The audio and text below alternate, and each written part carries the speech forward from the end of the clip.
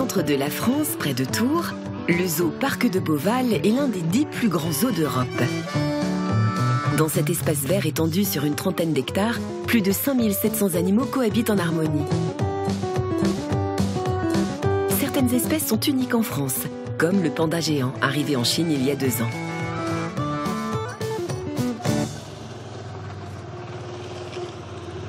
Chaque jour, les animaux produisent près de 5 tonnes de fumier. Cette forte quantité de matière organique n'était jusqu'à présent pas valorisée par le zoo. Seuls les agriculteurs des alentours venaient la récupérer pour la répandre sur leurs champs comme engrais naturel. Rodolphe Delors, le directeur du parc, déjà impliqué dans une démarche écologique, a alors l'idée de récupérer ces excréments pour produire du gaz, le méthane. En 2012, il décide d'intégrer au zoo une usine de méthanisation. Cette usine à méthanisation s'inscrit dans une image globale, dans un objectif de limiter notre empreinte sur l'environnement et l'empreinte du zoo Parc de Beauval sur l'environnement. Depuis plusieurs années, nous avions un certain nombre de panneaux solaires sur des toitures. Nous avons mis en place le tri sélectif. Nous avons notre propre déchetterie pour trier les déchets. Donc cette usine, c'est un petit peu la continuité de notre démarche. Coût de l'opération, 2,5 millions d'euros.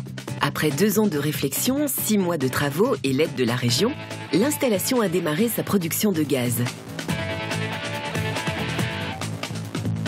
C'est la première usine de méthanisation au monde intégrée à un zoo. Cédric, en charge du dispositif, dépose les excréments et litières des pensionnaires dans ce cylindre. Le tout y est mixé avec n'importe quel type de liquide afin d'obtenir un mélange fluide. On incorpore notre fumier. Grâce à l'agitateur qui est ici, on mélange tout ça afin de bien dissoudre le fumier, d'avoir un mélange qui soit bien homogène pour pouvoir ensuite le repomper et le réintégrer dans notre usine.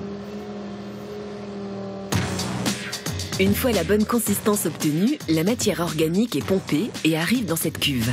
Impossible d'y pénétrer par manque d'oxygène.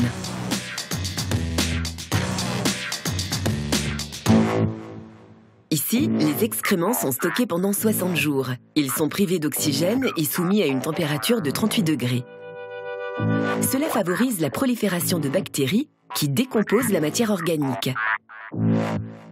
Les déjections sont alors transformées en un gaz naturel, le biogaz, composé de méthane et de CO2. Ces hublots, ça nous permet donc de voir l'intérieur du réacteur. Donc là, on est sur le méthaniseur. Donc on voit notre fumier qui tourne, puisqu'il est bien sûr agité pour éviter toute zone morte et avoir une bonne répartition pour nos bactéries. Et puis notamment surveiller s'il n'y a pas la formation de mousse ou de choses indésirables en surface. Le biogaz, une fois produit, va faire tourner un moteur à cogénération. C'est un moteur capable de transformer le biogaz en 2 types d'énergie, de l'électricité et de la chaleur.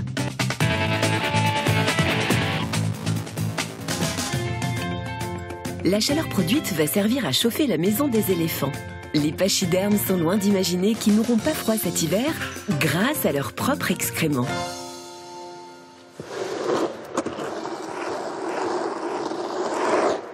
Pour alimenter la toute nouvelle centrale, il faut de la matière première. C'est la mission quotidienne des soigneurs qui la collectent.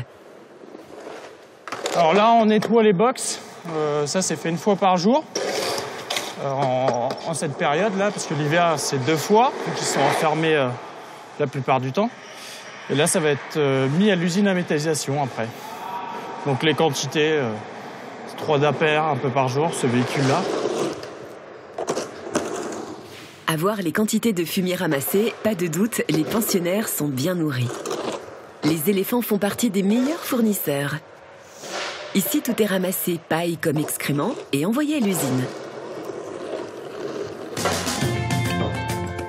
Chez les rhinocéros, c'est plus compliqué.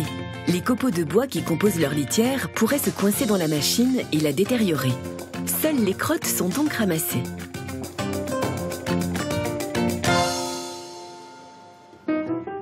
Chez les pandas, le tri est encore plus minutieux.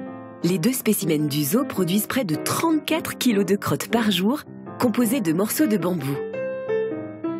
Les plus gros d'entre eux doivent être écartés. Une opération entièrement réalisée à la main. On va avoir une poubelle essentiellement de crottes et une poubelle de restes de bambou. Tout ce qui est reste de bambou ne peut pas aller à l'usine parce que c'est beaucoup trop dur, ça ne peut pas être digéré par la machine en fait. Donc du coup on met essentiellement les crottes de panda. C'est donc une matière optimale qui arrive à l'usine et l'alimente en continu. Tout au long de la journée, les litières sont déposées sous ce hangar. Le fumier du zoo ne suffit pas pour nourrir la machine. Il ne constitue que 50% des apports. C'est là que le projet prend une dimension collaborative et dépasse le cadre du zoo. La commune livre ses tontes de pelouse. Un soulagement pour les habitants qui n'ont plus à subir l'odeur des déchets verts jusqu'alors laissés à l'air libre. Une solution locale qui arrange tout le monde. Les agriculteurs aussi sont intégrés au projet. Nous avons mis en place des partenariats avec des agriculteurs locaux.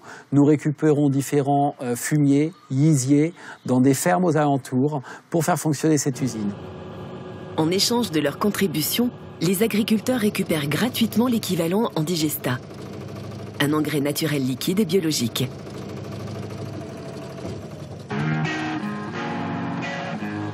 Embauché depuis l'ouverture de l'usine, Loïc fait le lien entre les différents acteurs du projet. On fait la collecte des fumiers, lisiers et déchets agroalimentaires pour amener aux zoos pour qu'ils puissent faire du digesta. Et après, le principe consiste à reprendre le digesta et de l'emmener chez les agriculteurs qui ont fourni du lisier ou du fumier pour le répandre dans les champs pour s'en servir comme engrais. Aujourd'hui, il apporte du vinaigre. L'ingrédient provient d'une entreprise de cornichons voisine. Celle-ci n'a plus à payer pour s'en débarrasser. Ce vinaigre est un liquide comme un autre, indispensable au bon fonctionnement de la machine. Chaque acteur y trouve ainsi son compte.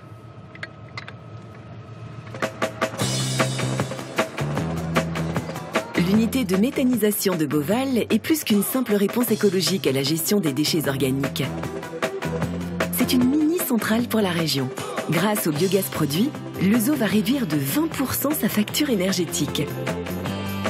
Quant à l'électricité générée, obligatoirement revendue à EDF, elle va alimenter l'équivalent de 3000 foyers.